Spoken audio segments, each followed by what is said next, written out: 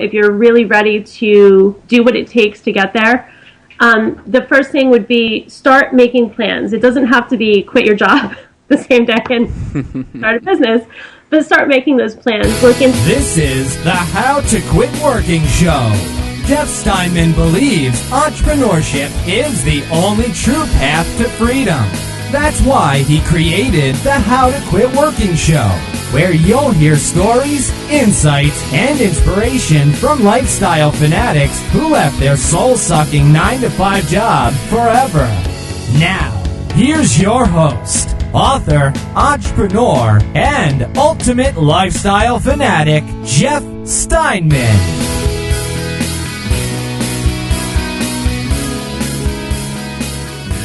Hello and welcome to the How to Quit Working Show. We've got a great show coming up for you today. And I know I say that every time, but if it wasn't a great show, it would not be on. It would not even hit the airwaves. It wouldn't even hit the iTunes waves or whatever you call it, whatever device you're listening on. Today we're going to be talking to Erin Ali. She is the founder of, if I can get the words out, she's the founder of EssentialAssisting.com, and she's got such a great business that she's built in a way that she gets to put the things that are most important to her first, her family, and this is a really fun twist, her horse. She has a horse and talks about how that's something that was really important to her and her family that she wouldn't be able to do if she was working on somebody else's schedule and driving into an office. Now, before we get into that great interview with Erin, I want to remind you that we have this thing called the How to Quit Working Circle, and that is a community that you can join where you will get free video training, you'll get invitations to live trainings, and you'll also get a Facebook community of people just like you who want to quit a job and start a business, and they're there to support you and to help you along the way and to just be your new friends on your How to Quit Working journey. I hang out there, Heather hangs out there, we have a blast over there. Go over and join us. You can get there at howtoquitworking.com/circle. Again, howtoquitworking.com/circle. So head over, join the circle, and now let's talk to Erin. Erin, welcome to the How to Quit Working Show. Thank you, Jeff. It was great to be here. Oh, it's so good to have you here. You've got a really cool business now. You're helping other small businesses and entrepreneurs to be successful. Tell us a little bit about your business today. Sure. My business is, my passion is helping entrepreneurs grow their business without having the overwhelm and the fear that goes along with, what do I do next and what's the next step type of questions. Well, hell, we all want that. I know, right? So what I put in place was I have a team of virtual assistants that work with me. They're all highly specialized in certain areas, and then they can all do, a accumulation of tasks as well. So what the clients do is they meet with me. I run the team and delegate everything, all the different projects out to whoever the best fit is, so that everything can be going at one time and pretty much getting done together, as opposed to, a single task being done and moving on to the next.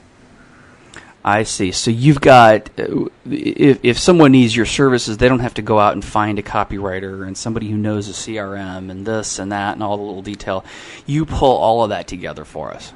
Right. Very cool, very cool. Now, you weren't born with this business, I'm guessing, right? Nope. What did you do before this? Before this, I actually was a business manager for a couple of different companies and a account manager for a web marketing company. Okay, cool. Tell us a little bit about the transition. That sounds like you had a pretty good career going on. Why didn't you just keep doing that? The transition, I did what a lot of people, I don't recommend a lot of people do what I did. But my son was severely asthmatic when he was little. He still is, but not to the same extent. So doing the whole daycare drop-off and hoping that they knew how to handle an attack and being up all night, and we were in the ER probably 3 times at least a week. Oh, my goodness. So I wanted something where I could, sorry, I lost my voice, where I could be home with him and be able to take care of him, and not have to worry about, where he, what was going on wherever he was. So I actually, I did a search online to see, what my skill sets were compared to businesses that I could do. and I stumbled across VAs. So, looked at it and I was like, I can do that. So I actually went in, gave my 2 weeks notice, and said to my husband, hey, by the way, I quit my job. I'm going to open my own business. By the way, so, we're having mashed potatoes and pork chops for dinner tonight. Oh, and I quit my job and started a business. Yeah. And he was very, very supportive. I definitely have to give him credit because he was like, I know you have a plan. It's going to work out. It's fine. If he had done that to me, I would have been like, are you freaking kidding me? So yeah, that was what I did. And I actually just went on forums, got to know people. I started with 2 clients, and actually it was just referral based from there. So for 7 years, I've had probably 95% of my business has been referral based. Wow. Very cool. So you tell us a little bit more about that, kind of how you got clients initially, because a lot of folks out there, the being able to perform or deliver a product or service is the easy part. Getting the people who want to pay you for that product or service is the hard part. So tell us a little bit about how you did that. Sure. Well, in getting clients, I don't go for the cold calling or the hard selling or things like that. I base all of it on relationship building. So if it's in social media, it's relationship building. If it's networking, it's relationship building. You're not going in thinking, oh my gosh, I wonder if I can get 5 new clients from this group. You're going in as, how can I service these people? But let me get to know them. They might not all be your ideal clients, but you don't know who they know. So it's just basically, building your resources, building your support team. And then, marketing wise, it's all relationship building. So your opt-in on your site isn't going to be sign up for my newsletter because nobody wants that anymore. They all have a bunch of stuff in their inbox as it is. They want something of value. So your opt-in is, here's some valuable content that solves their problem that leads into the next thing. So you're building that know, like, and trust factor with them and going from there.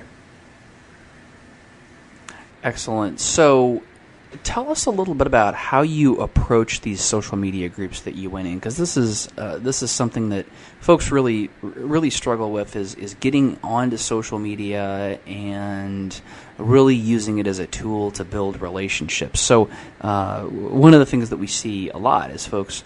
A couple of things that I'll examples of things that I see all the time is, you kind of get that random Facebook message from somebody you don't know if it's like a prostitute or if it's somebody trying to build a relationship or what it is.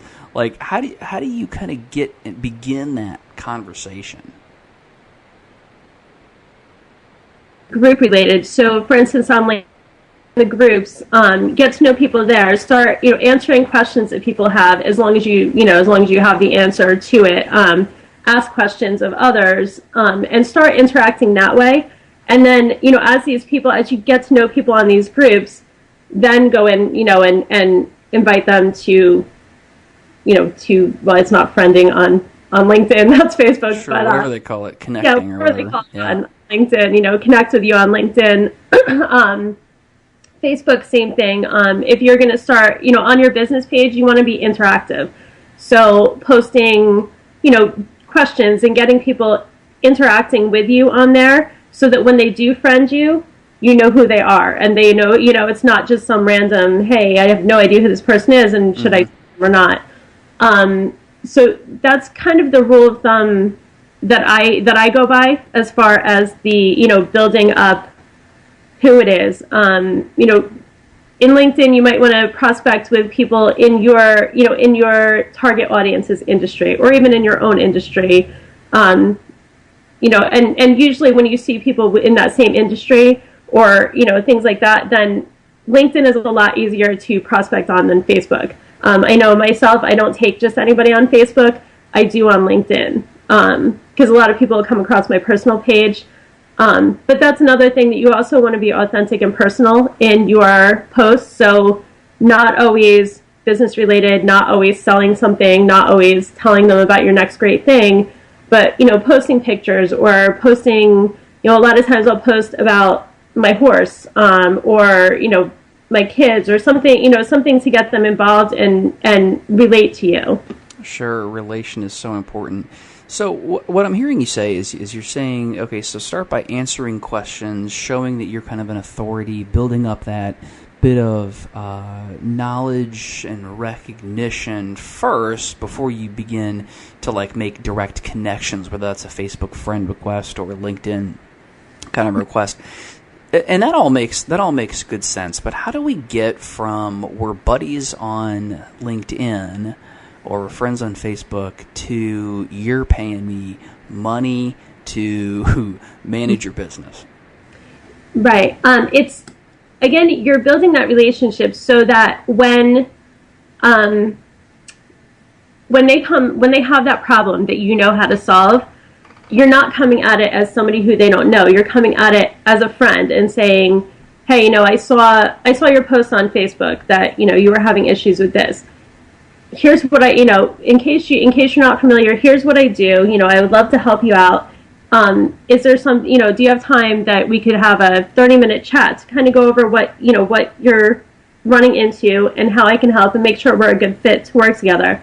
From there, when you get them on the phone and you get them in a conversation, the natural next thing is they're going to say, how can you help me? What is this going to cost? Things like that. And you don't want to give them your costs, things like that, in a phone call. I always say, let me get to know your business. Tell me what's going on. And a lot of times I can actually pull into that there's a lot of things that we can help them with that they don't realize, or don't realize that we do. Even if they come to me for one aspect, they don't realize we have the other services. Mm-hmm. So it's, from there, I always say when they say cost, I always deter them off the cost, because you want to show them the value before you give them the cost. Because when they realize that you can solve their problem and you have the answer, and it's actually going to cost them less to work with you than to try and figure it out on their own, that cost is not as big a factor as if you start with, so the cost of the service is going to be X, and this is what we can do. Because then they're focused on that cost before they go into the value. Yeah, because if you don't understand the value, then it's just a really big number that nobody wants to see. Right. Yeah. Excellent. Well, so tell us a little bit more about the transition. So all of the stuff that you're talking about, it all sounds great, but it takes time, right? You didn't, that first day after you came home and announced to your poor husband that you had quit your job, that next day you weren't making revenue. So tell us a little bit about how did you handle that transition financially and otherwise? Right. When I first transitioned over, I did take, a part-time job waitressing a couple nights a week just to keep something coming in, as well as, just getting out there more. So I spent a lot of my time when I was working following mentors, following people that I thought would be, could get me where I wanted to go faster, which I still do to this day. Cool. And so it was a lot of that, getting to know people on the forums. So, at the time, the one forum I was on, I would answer questions, and that's actually how I got a client, was answering one of her questions, and she messaged me and said, hey, can you talk to me? Let's see how we can work together. And it kind of went from there. So it's always been relationship building and authenticity on my part. I'm very blunt and to the point, and not warm and fuzzy. Okay. So it's always been easy for me to connect with people that are, my clients that are looking for that. Every time I've tried to be something that I'm not, people can tell that you're being something you're not. And they will call you on it.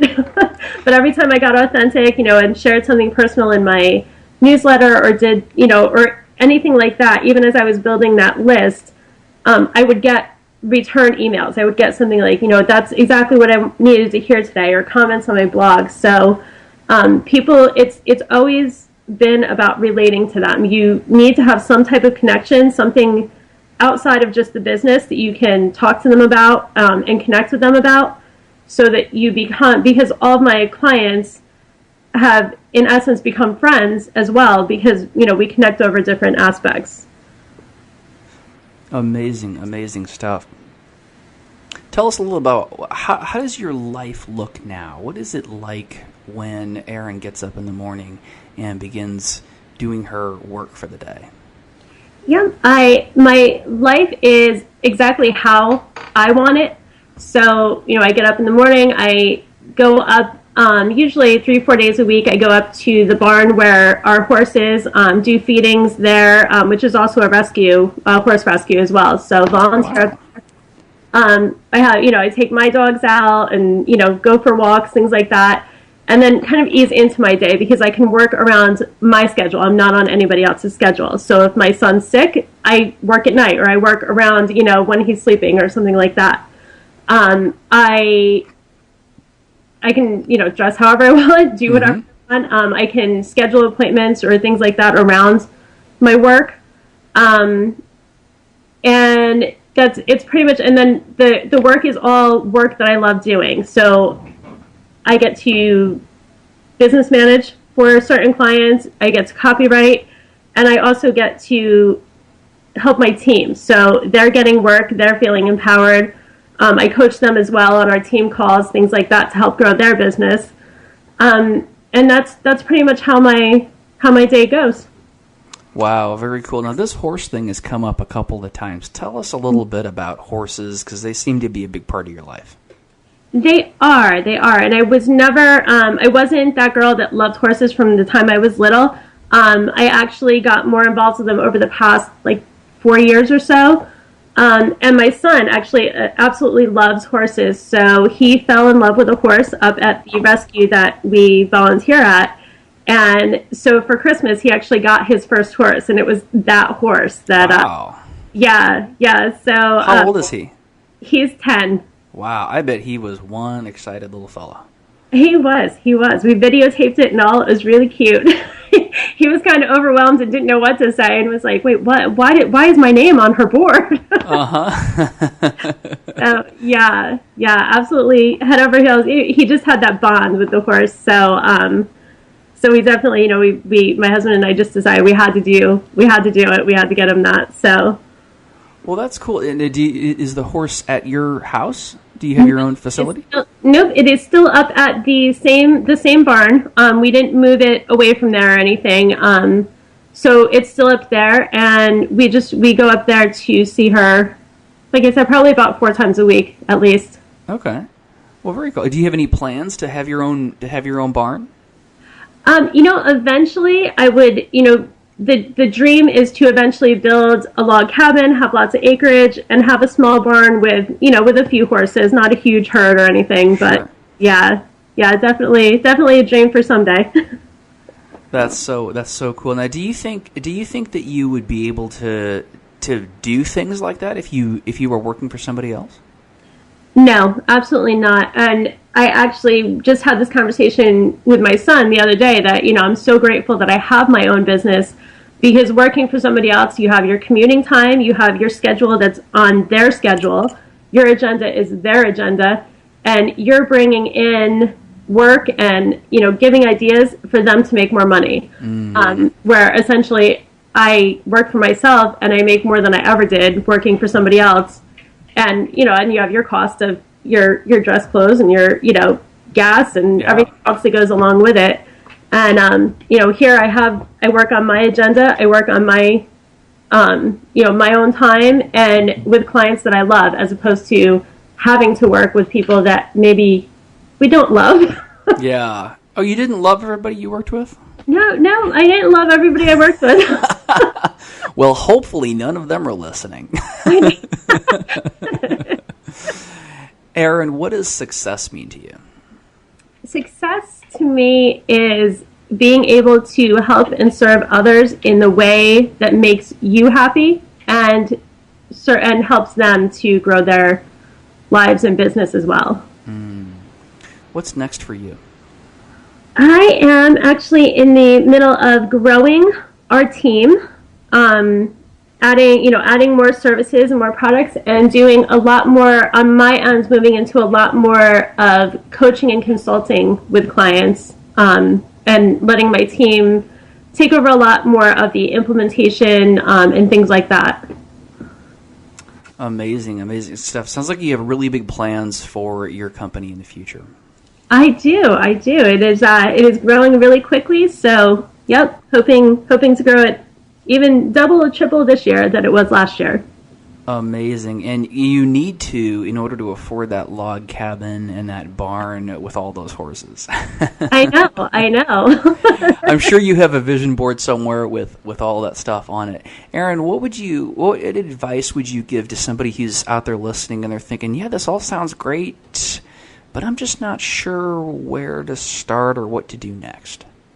Yep, I would absolutely say that if you're thinking of starting a business, if you really feel that that's what you want to do, if you're really ready to do what it takes to get there, the first thing would be start making plans. It doesn't have to be quit your job the same day and start a business, but start making those plans. Look into what you want to do, research that, the industry and what you need to do to get there. Start little by little so that even if you're starting it part-time while you're still working, you're getting into it. And look for mentors, people to help you along the way that are going to help you not make the same mistakes that they made, or people who are going to give you a new insight that you don't necessarily see because you're too close to it yourself. Other perspectives. I think that's something that we overlook all too often. We look too often to people who have the same perspective as we do, instead of looking to people who have different perspectives that can be helpful and can expand our understanding of the universe. That was my little soapbox. Erin, where can we go to get more information about you and your amazing company? Sure. The web address is www.essentialassisting.com. And there's a free business prosperity kit on there that you can download. And I actually have an upcoming group program that starts in April for people who are in that spot of just wanting to start out and just getting there. So take a look at that as well. Awesome. Well, we'll link all of that up below the show. Erin, thanks so much for coming on and sharing your hard-earned wisdom and knowledge and your great, inspiring story. I can't wait to see what amazing things you do in the future. Oh, thanks so much for having me, Jeff. I really enjoyed it.